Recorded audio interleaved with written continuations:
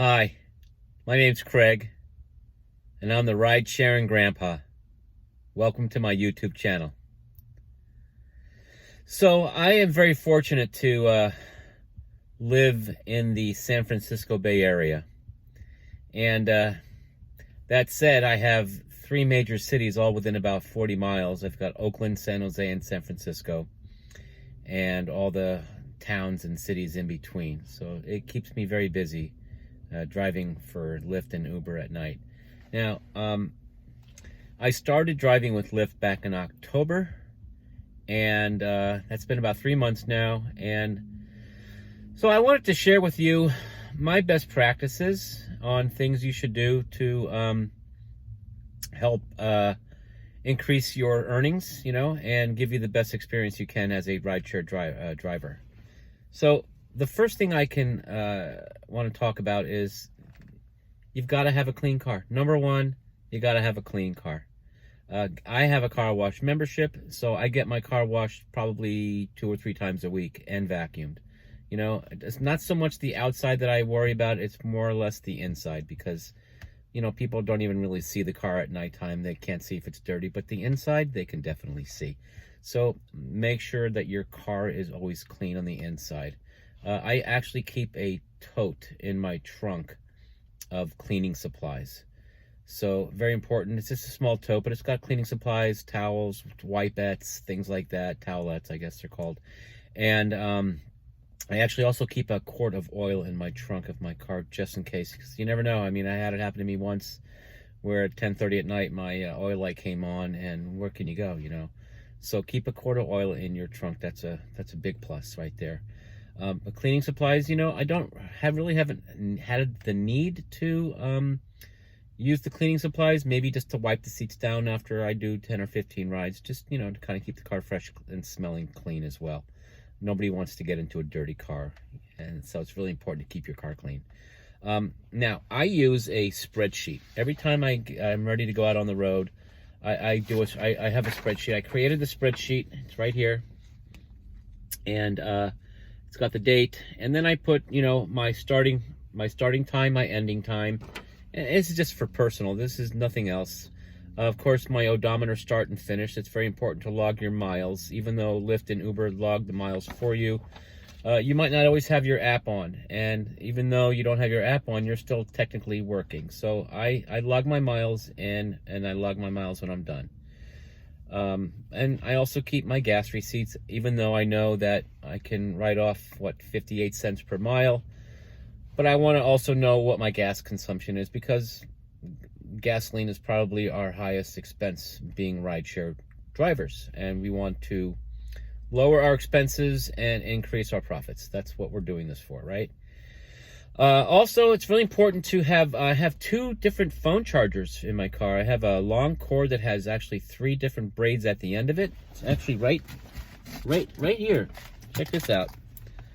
So this is awesome. I put a little Velcro tab on here, and I got it stapled, or put a Velcro to the back of the console. But I have a charger here for 2 chargers for Apple, and 1 charger here for Android. So the customers really like having the phone charger when they need it. It's very important to them, and they will give you a tip, of course, if you have that in your car. Now, I keep tissues and barf bags in the back of my car behind the seat. There's a little pocket there, and I keep tissues in each door, on each side of the door. You never know. People get runny noses, or they sneeze, and you don't want them wiping their dirty hands on your seats. So I keep the tissues in the back of the car. Now, I don't listen to anything but music in my car when I have people in my car. It's very important you don't listen to podcasts or the news or, sporting events when you're driving your car. You're not here for you. You're here for them. And so it's all about their experience, okay? So when people come in my car, I have an iPhone, and I have my Pandora on there. And I don't pay for my Pandora, so I get a couple commercials every few songs. It doesn't really matter. Nobody really pays attention to that. But I have things like today's hits, classic rock, Maroon 5 radio, even 1940s music, you know, Frank Sinatra, Dean Martin, the big bands, all that. You know, I get seniors in my car, you know, people in their 70s and 80s. When they come in my car, I set that music. They love it. So, very important to have good music in your car. Everybody loves music. I even have them singing with me in the car, which is absolutely so fun, and it's very important to make them feel comfortable.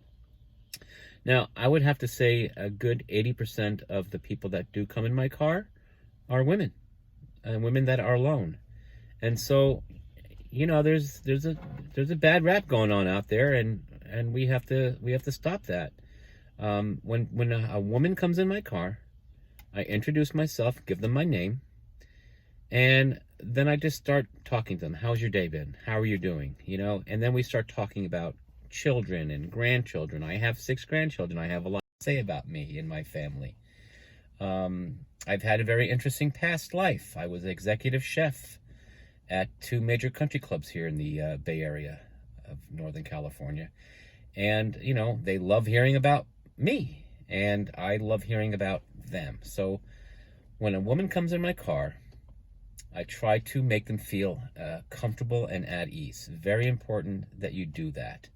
And once you do that, you can tell when they just relax, they kind of melt into the back of the seat. And when they start singing with you, you know you've done your job and you've made them feel comfortable. So that's what I do every single time I have a woman come in my car. I make her feel that I'm no threat to her, and I'm here for her, and I will get her from point A to point B, and she'll have a great experience. And that's what it's all about. I do rideshare because I like helping people. Now, when you sign up for Lyft and or Uber, you're going to get these decals that they give you. I don't peel the adhesive off and stick it to my windshield. I bought some kind of, I don't know what it's called, like an adhesive that's clear, and you can roll it up into a little ball, and I stick it on there. Then I stick that on the inside of my windshield on the top right, and on the back of my rear window on the top left. So people can identify that I'm a driver. And after you do so many rides for Lyft, they're going to give you a amp, and it looks like this. And it plugs in right here, so I can just plug it right in, which is really cool, and it lights up very nicely at nighttime. And it even there it goes, it's all lit up.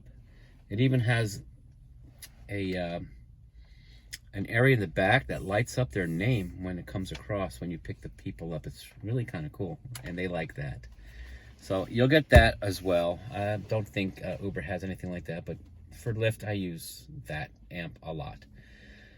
So you get the decals, you put them inside your car, and then you also have to get some yellow placard that is used for the airports. So if you're going to do airports, which you should, because airports are very lucrative, because the people who you pick up at the airport, they're going to go on 10, 15, 20, 30-mile rides to get to their home. So, you know, you want to get those longer trips. It's better gas mileage and better use of your time. And it's a lot better than going back and forth for those $3.75 minimum, I'm going right down the street kind of rides. You're going to get those too, and that's okay.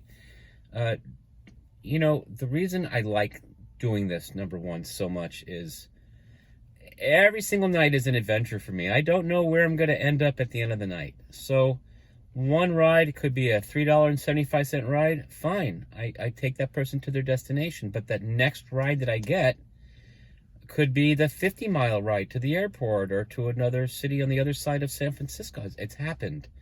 You don't know where you're going to go until you pick the people up.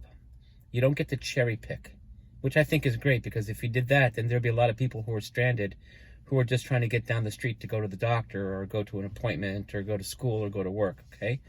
Because the people we pick up in our cars, they're not tourists. They're just people trying to get from point A to point B. So our job is to get them there, and it doesn't really matter where that is, okay? Our job is to get them there and to do it with a smile on our face and to make them feel warm and fuzzy. When they leave, they'll leave you a tip.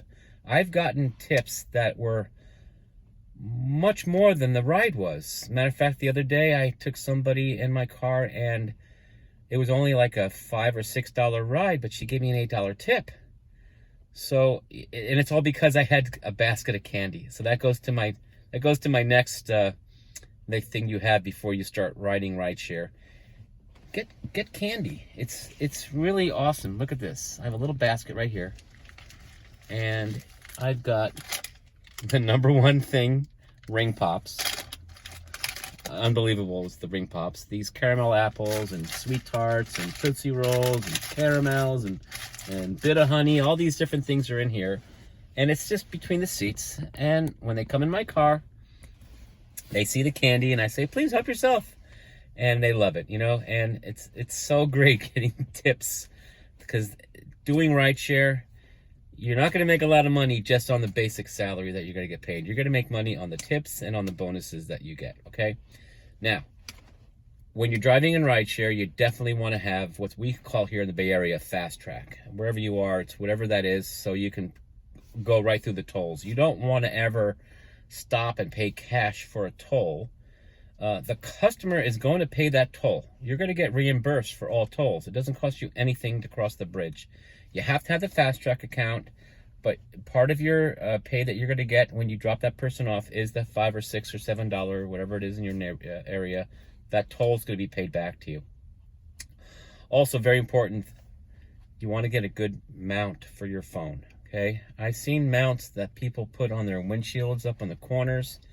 I'm not a really big fan about putting anything on your windshield like that, because it's going to decrease your visibility, and if you do that, there may be an opportunity for an accident, and that's not what we're here for. So I keep my mount literally on the screen of my entertainment and navigation system that's in the car.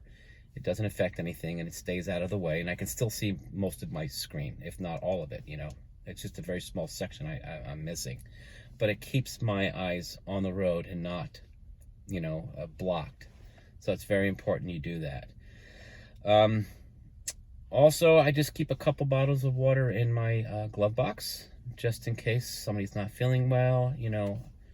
We're here for them. It's only going to be, most of the time, between a 5 and a 10 or 15 minute ride for these people. But you're doing it over and over and over again all night long. So have a bottle of water and have it ready in case somebody needs it. So those are my very important items to do that you need to have before you start driving.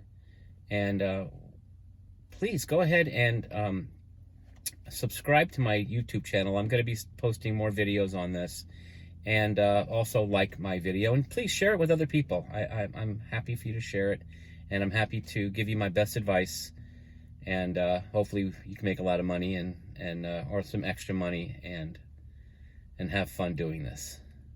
Anyway, this is the Rideshare Grandpa signing off.